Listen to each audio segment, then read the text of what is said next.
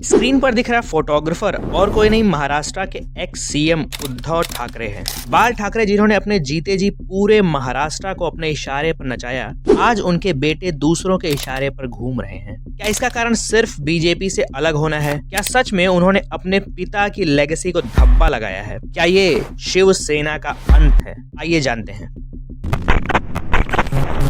Thackeray family पिछली 4 पीढ़ियों से महाराष्ट्र की पॉलिटिक्स में रेलेवेंट रही है। इस फैमिली के हर किसी के पॉलिटिकल एक्यूमेन और धमक की मिसालें दी जाती हैं, एक्सेप्ट उद्धव एंड आदित्य ठाकरे। उद्धव के ग्रैंडफादर प्रबोधनकर ठाकरे महाराष्ट्र मूवमेंट से जुड़े थे, जिनके विजन को बाल ठाकरे ने न सिर्फ आगे बढ़ाया बल्कि 40 सालों में वहां पहुंचा दिया, जो अनबिलीवेबल है। ये पूरी जर्नी मैंने इस वाले वीडियो में कवर की थी। उद्धव ठाकरे ने शिवसेना को इसी हाई पॉइंट पर इनहेरिट किया था।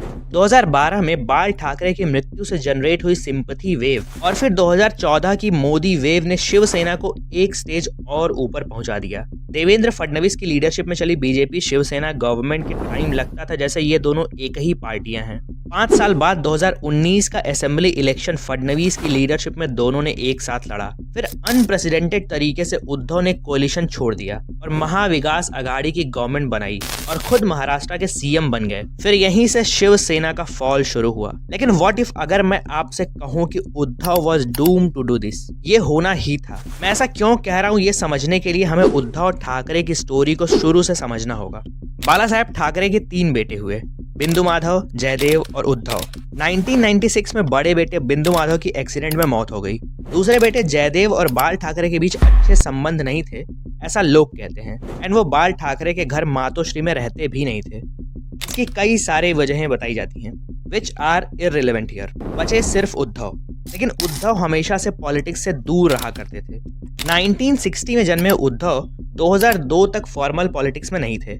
Sir J institute of applied art से उन्होंने फोटोग्राफी में ग्रेजुएशन किया है। फोटोग्राफी में इतना इंटरेस्ट था कि महाराष्ट्र देशा और पावा विट्ठल नाम की 2 किताबें फोटोग्राफी पर ही लिखी हैं। 1999 में उन्होंने जियो और जीने दो यानी लिव एंड लेट लिव नाम की पहली एग्जीबिशन लगाई थी। 2004 में जहांगीर आर्ट गैलरी में लगाई एग्जीबिशन में महाराष्ट्र के फोर्ट्स के एरियल फोटोग्राफ्स भी लगाए गए थे। ये सारी फोटोग्राफ्स उद्धव ठाकरे ने खींची थी। फोटोग्राफी बहुत हुई, अब पॉलिटिक्स पर आते हैं।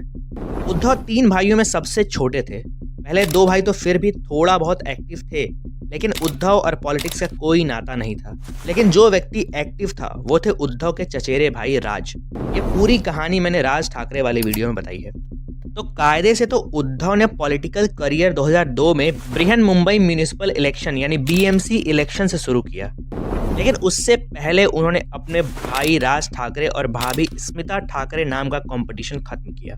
2003 में उन्हें शिवसेना का एक्टिंग प्रेसिडेंट बना दिया गया। 2003 से 2012 तक शिवसेना एक टर्मोइल से गुजरी, लेकिन उसके बाद शिवसेना अपने ऑल टाइम हाई तक पहुंच गई। फिर उद्धव ने वो ड्रास्टिक डिसीजन लिया एंड नाउ शिवसेना के 2 पार्ट्स हो चुके हैं। एंड बिलीव मी, इसमें बाल ठाकरे की भी जिम्मेदारी बनती है, ये मैं आगे एक्सप्लेन करूंगा। शिवसेना चूंकि एक फैमिली बेस्ड पार्टी है, इसलिए दोनों की डाउनफॉल सिंक करती है। और चूंकि उद्धव आज इस फैमिली के फेस हैं, तो उनके इनडिसाइसिव होने की वजह समझना ज्यादा जरूरी है। उद्धव के साथ कुल 4 प्रॉब्लम्स हैं। पहला, उद्धव शिवसेना को इनहेरिट करने के लिए बने ही नहीं थे।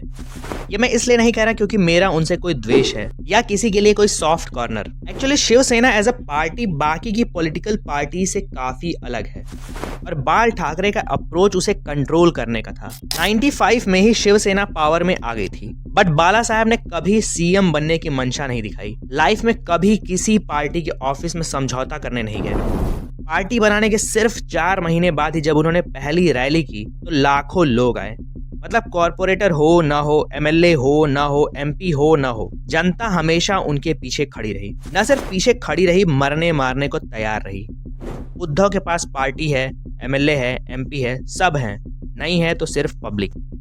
दूसरा, इनहेरिट करना तो दूर, उद्धव पॉलिटिक्स के लिए भी बने थे या नहीं, डाउटफुल है। हमारे देश में बहुत सी पॉलिटिकल पार्टीज हैं जो एक्चुअल में फैमिली एंटरप्राइजेस की तरह काम करती हैं, जिन्हें एक पीढ़ी ने बनाया और दूसरी ने बर्बाद कर दिया। इंदिरा गांधी और नवीन पटनायक के अलावा फिलहाल मुझे कोई लायक नेपोकिट पॉलिटिक्स में तो ध्यान नहीं आ रहा। वैसे ही बाला साहब ने अपने फोटोग्राफर बेटे को पार्टी गिफ्ट में दे दी और उन्होंने इस पार्टी को डुबो दिया। तीसरी और सबसे इंपॉर्टेंट वजह, मैंने पहले ही बताया 2003 से 14 तक शिवसेना एक टर्मोइल फेज में थी, फिर उसके बाद 14 से 19 तक अपने पीक पर, एंड अब फिर एक डाउनवर्ड ट्रेंड दिख रहा है। Throughout this period it was Uddhav leading Shiv Sena. ये सुनकर किसी को भी लगेगा कि Uddhav is a good politician जिन्होंने शिवसेना को टर्मोइल से निकालकर प्राइम तक पहुंचा दिया, but in reality it was not Uddhav. Uddhav Thackeray हमेशा एक छत्र छाया में रहे हैं।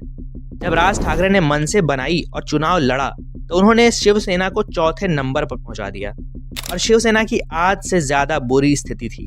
2009 असेंबली इलेक्शंस में शिवसेना 4th पोजीशन पर थी और उसके बाद बीएमसी में सिर्फ 56 सीटें ही जीत पाई और इस पूरे टर्मोइल से उन्हें 2 घटनाओं ने निकाला था।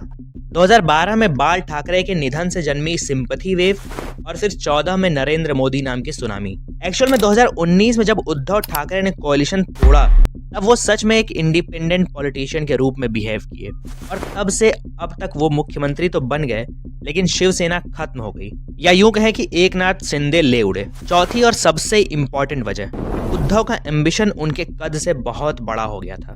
Bihar is a special case जहां 40-45 सीट लेकर नीतीश जी ही सीएम बने रहेंगे, लेकिन महाराष्ट्र में शिवसेना के लिए ये सुसाइडल है। रीजंस, महाराष्ट्र में टॉप 4 पार्टीज हैं, कांग्रेस, बीजेपी, शिवसेना और एनसीपी।